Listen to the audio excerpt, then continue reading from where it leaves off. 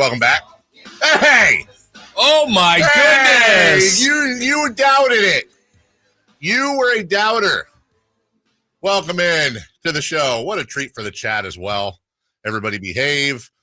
The one, the only. Yeah. Do we introduce her, by the way? This is a question I need to know. Do we introduce her as Sacramento Kings analyst, as we do every week? Okay. Or is it time to start introducing her? Wife of Survivor contestant. Well, that's tonight, right? Tonight. And to show her support, she's out of state. I don't know, Katie. What's your preference? Good morning. Good morning. I think I'm now wife of Survivor contestant. Yeah. Goodbye, identity. Goodbye, identity. So who are you rooting for, by the way? I don't know. Yeah. I don't know. It's a tough one. Honestly, like seriously, put this in for those of you who don't know, her husband Joseph is debuting tonight on Survivor Fiji. There will be a watch party. Everyone will be gathered around. Everyone I know is going to be watching. And where does this rank, or does it? Like, okay, you had a kid. Any performances or anything Jade has done, your own basketball, like where does this rank on the Mount Katie Moore of nerves, or does it? Him being on Survivor? Yeah, like are you nervous? Well, I guess, I mean, I don't know if you know what happens or not, or if he's even allowed to tell you. Nerves. But I'm just like, yeah, are you nervous?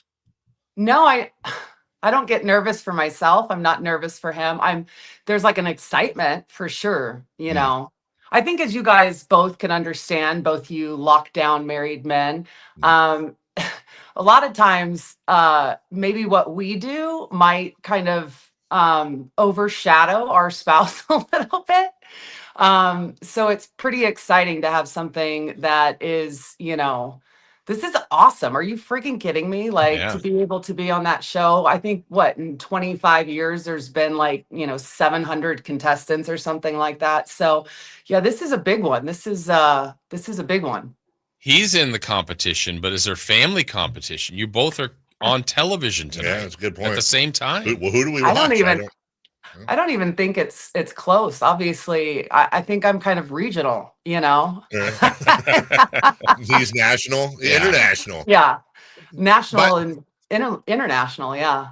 By the way, to your comment about spouses being overshadowed, I'll let you know, Melissa coached the 7th grade girls to the second round of the playoffs this year. So I'm used to living in a shadow, if you will.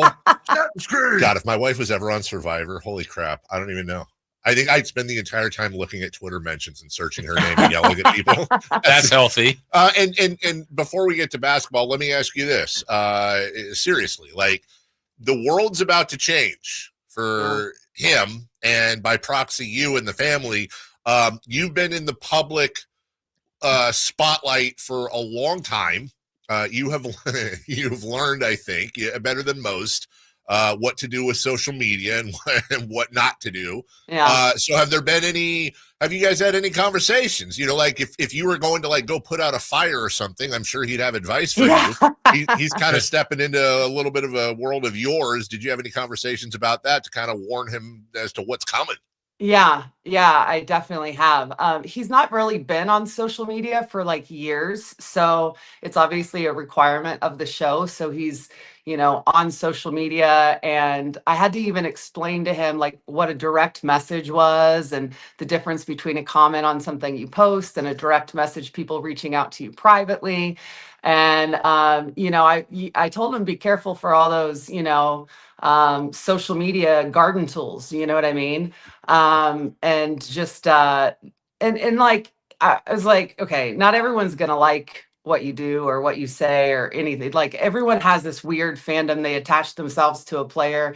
I've definitely learned it's like you can have 100 positive comments on social media, and it's that one that really sticks with you, and it's the one you remember. So I've encouraged him not to look, not to pay attention to it, and certainly never reply back to anybody.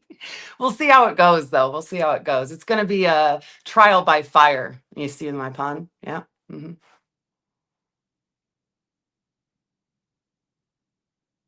I can't hear you.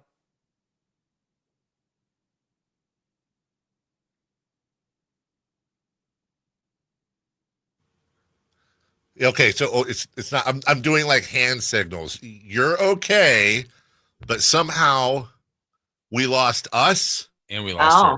There you she's are. back. Katie, we've been having. This is weird. Can you hear us? Okay. Yeah. Okay, we've been having these weird issues for the whole week, and as you were talking about his preparation for social media, all of a sudden we couldn't hear ourselves. Our mics weren't working. We couldn't hear you. Anyways, bottom line is this. The best advice you could give him, as I'm sure you know, just don't read any of the replies or mentions ever, or direct messages. Just and never reply. Yeah. Never. Ever reply. He should only be going on for one thing. Hey, join me tonight as I drink the coconut. And then that's it. So it was cool too the other night, Katie, that he got some love in the arena. That was on-screen mention. That was fun. That was our guy, Mo Brazelton. Super cool for him to do that. And you know what's so crazy? I think the kids were more excited about it than I ever imagined. So you know how kids are. You see yourself on the Jumbotron, and oh my gosh, it was just so usually sweet. It's your daughter just channeling her inner Carmichael Dave and just housing some popcorn or something. And in this case, it was him. So there you go. Yeah. All right.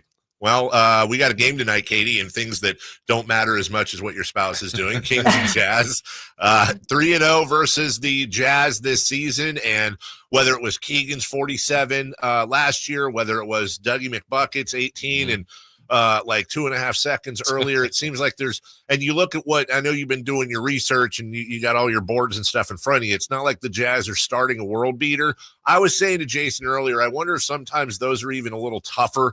You may not have the talent on the floor that you're used to, but also you don't have the scouting and the film that you're used to. So I'm not going to ask you if this is a trap game or not, but what do the Kings have to worry about tonight? I think every game is a trap game at this point. Seriously. I mean, you've got 25 games left in the season, about that, maybe 26. I haven't done the math exactly, but it's the Western Conference I mean, to say it's brutal is to put it lightly. And it's the same thing like with the Charlotte game the other night, right? This is a team that has struggled. They are on a 9-game road trip. But you look, I think they had like 22 games where it was like a 5-point differential what decided the game, and their record doesn't indicate that there's been a lot of close games for them. And then they were coming off a game where they had lost by like 53 in Portland. And then the Kings, I got really worried there in the third quarter about the midway point. They started to turn it around and ended up beating them by 42. But what you have to keep in mind with all these teams that you're playing that are out of the race, that are struggling, injuries, record-wise, all the things that can happen, is that there's a lot of guys that step on the floor that this is their opportunity. And Kyle pointed it out during the game. It was 2 years ago, I think, in Houston, where the Kings got blown out, and there was a lot of the fourth quarter was played by like third string guys. And I think he had said something about garbage time, like this is garbage time. And I absolutely that's a deplorable thing to call that time, because to me, it's really, really important time for guys that don't get much of an opportunity to show themselves. Learning time. Yeah, well, it was the time where things completely turned around for Keegan, or not Keegan, Keon. He played incredibly well, and that's what has it's snowballed into where he is now, a really important piece of the puzzle, right, for this team, defensively, offensively. I mean, he came in the other night and in 7 seconds knocked down a 3. And it's an important thing to remember, that when you're playing teams like Charlotte, when you're playing teams like Utah, those guys are going to come out fighting because they're trying to prove something. They're trying to get more playing time, trying to secure their future in the NBA, not just in an organization, but in the NBA. So, I mean, you have to keep all of these things in mind if you're the Kings moving forward. There's not a lot of, quote unquote, easy games on an NBA schedule, but especially when you're in the hunt right now in the Western Conference. I mean, what is it? I haven't looked at the standings today, but after the game, I think we were 2.5 games out of the 6th spot. It's like a brutal kind of race in that play-in and to get into the playoffs, and they have to play as perfectly as they can going forward. And we all know that that's not an easy thing to do in this league. Katie, the other night we saw Zach LaVine go on a heater. It's certainly his best game of the season, best game as a King. He's had another game or two similar, not quite to that level, but was there something he did differently or they did differently around him? Because it just doesn't seem like he had found his stride, and that was so nice to see him go off like that. Well, that was his 8th game with the Kings since the trade, and to me, it's like we expect. This is a roster that has largely not changed in the last couple years, and then there was 4 changes at the trade deadline. You added 4 new people to the roster, and to do that with really no practice time. So they got some practice time. They had 2 days off between Charlotte and Golden State, and Golden State gave them a good thumping on Friday. And I think that, to me, it looked like as a whole, they came out in the first quarter and there was more organization offensively. A lot of what Doug does is he wants them to play. He said it multiple times, I'd rather teach them how to play than how to run a play. But it looked to me like they were running more set plays in the first half. And I think that really helped in terms of organization, because where I agree with teaching them how to play and have a flow, it's hard sometimes for that to be successful at the rate they need it to be right now, because they don't have a lot of time together on the floor. They don't have a lot of practice time. They don't know each other as well as like the group prior that had spent a lot of time over the last couple years together. To me, I felt like there was just a little bit more organization, and that it suited Zach a little bit better, and there was some set plays. And once he hit that first one and then he hit the second one, he was 4 of 4 to start. And then you could tell for him that it was a comfort level, right?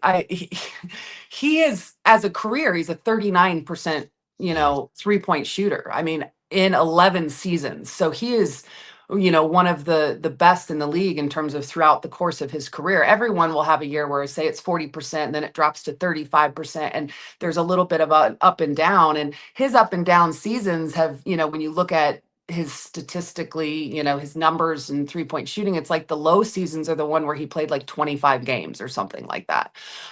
So I think that he felt, okay, I've got a couple to fall, and then he was actively looking for his shot, being more aggressive. And to me, he's been a little bit passive since he's joined the team, because he's trying to figure it out, trying to fit in, trying to figure out what his role is. And he let it fly. Yeah. Kayte Christensen joining us, wife of Survivor contestant Joseph. It's debuts tonight. Kayte, I'll just speak in dumb terms because that's all I know. It seems like some of the Kings have had trouble defending the 3 this year. That's no secret. And some of the strategy seems to be to blitz the shooter and double him, and then the other team will rotate around to the open person, who then has this wide open 3. The amount of times we've been able to see, even against Charlotte, an opposition member have a 3 while the person supposed to be guarding them is running at them full speed from the free throw line. You could count quite a few per game. I understand the strategy and the reason why, but how can they do better at countering? The ball's always going to be faster than the player, but how can they do better at countering that rotation? I mean, I think that's just something that, with how good players are in the NBA, it's a pick your poison thing, right? If you're going to be blitzing someone, and here's the difference between blitzing, trapping someone, trying to get the ball out of their hands in terms of your rotations. If you're doing it at the 3-point line where they're running their offense, it's a little bit easier to catch in rotation. But when you're doing it up at the midcourt line, that makes your rotations a lot harder. And I thought the best game that they had in terms of rotations and managing kind of the backside defense coming out of a trap like that was in Dallas, when they went to that double big lineup. Because a lot of the times it's Domantas Sabonis that has to come out of that trap and get all the way down to the rim. And in that game, Valanciunas hung out at the rim, and the rotations were coming from the perimeter players, and Domas was rotating to the perimeter, and it made the rotations shorter. So how do you get better at it? I mean, every team in the league struggles with this based on their decision of where they're trapping, where they're blitzing. So I don't know that there is an answer. You're taking a chance, and sometimes it's going to pay off, and sometimes it's not. So, sorry, Dave, it's not that simple. Why not? Yeah. I would like them to play better defense against the 3, Katie. And if you could pass that on to Doug, I would appreciate it. That's my take. Sure. Yeah, for sure. I'll let him know. I'm sure he's going to really be concerned about your information you're having me pass on. Yeah. Well, I know this hopefully will be a fun trip for you. I guess 2 episodes of Survivor before you come back, huh? Yeah. Right? This week and next Wednesday? Yeah. Good old NBA schedule, right? Yeah. Yeah. Also, can you let our guy? You kind of had a bit of an accidental hand in a conversation we had today, because I had explained that yesterday I'd had a couple of texts on the text line that were saying, "Hey, your Draper going after you a couple days ago," and then Katie called me yesterday while I was shopping my parents around and said, "Hey, are you okay? I've heard a couple people say you lost your mind on the air." And I was like, "Not more than normal." But then I went back and I listened to Draper's clip about optimism. And just when you see him tonight, I know he's been a little under the weather. Let him know. I think it's Mark tonight. Yeah. Oh, is it Mark? Oh, okay. I thought. I'm sorry. I thought Kyle was on the road Drake as well. wasn't on the flight, so I'm assuming it's Mark tonight. Yeah. Gotcha. Okay. Well, like I said to you, I'm fine. I didn't lose my mind any way, not even close to normal. Lose my mind. It was just kind of a like, I'm frustrated, not like, I'm pulling my hair out. You seem worse. Yeah, I'm sure I have. Yeah. Yeah. All right. Kings, Utah tonight. Appreciate you. Oh, by the way, lastly, I know we got a break, but this is important. No, this is important, Chris. In fact, open your mic. So we have this contest going on, which is why Katie's on film, and we appreciate that, or on screen. Don't get paid enough for this. Yeah, exactly. When we appreciate, you got to get all ready and blah, blah, blah, whatever. So, but Chris, isn't the other point they have to share it on social media? But Katie, you're not really social mediating right now, right? Oh, I got rid of Twitter. Yeah, I got rid of Twitter. I'll share it on Instagram if I can figure out how to do it. You know what? That's a win. I will text you the link. I'll have somebody's listening right now. They can text me the link. We need the points. And then, we need the points. And then just share it on like Facebook or something. Whatever's easiest. We don't care. It just has to be, you can put it on LinkedIn. Just has to be put it on Survivor. Yeah, there you go. Still got a MySpace, Katie? Yeah, still got MySpace. Did you ever have a MySpace? Of course. I was playing in Turkey when I had MySpace. It was like what kept me busy. Do you remember any of the songs you had when you would click on your profile? Oh, I put so many songs on there, but I think I had a lot of Tracy Chapman on there at the time. I was in a Tracy Chapman phase. Bob Seger? No, I didn't. I love Bob Seger, though. I don't think I had him on there, yeah. Old country songs that you saw off a videotape? Remember you had the videotape with all the old country videos? Yeah, we used to. Yeah. We had a VHS tape of like CMT because we didn't get that channel. So no, you did not. We got ABC and NBC. That was it. Yeah. Thank you. Appreciate it. Good luck to you tonight. Good luck to him tonight. And we'll see you next week for a full update on all of it. All right. Hey, by the way, I don't know that you're ever going to see me again, but you're welcome. No, honestly, well, if I'm being honest, actually, Katie, I'm probably fine with that because some in our chat right now are 100% not behaving. And you know what? You try to do something nice and the kids screw it up. Okay. That's what happens. As you know, I don't tolerate immaturity and we got it. Very complimentary, don't get me wrong, but my goodness. Yeah, like I said, I think Gatorade's gonna have to sponsor the thirst in our chat. Oh my gosh. Exactly. Right. Appreciate you. See you. Yeah. Bye. Bye. No, that okay. That's the point. Okay, I'm just saying the timing was bad. Oh. How's the timing bad? Yeah, don't worry points about for that. We did get points for that. Now she's just got to share it. Yeah. On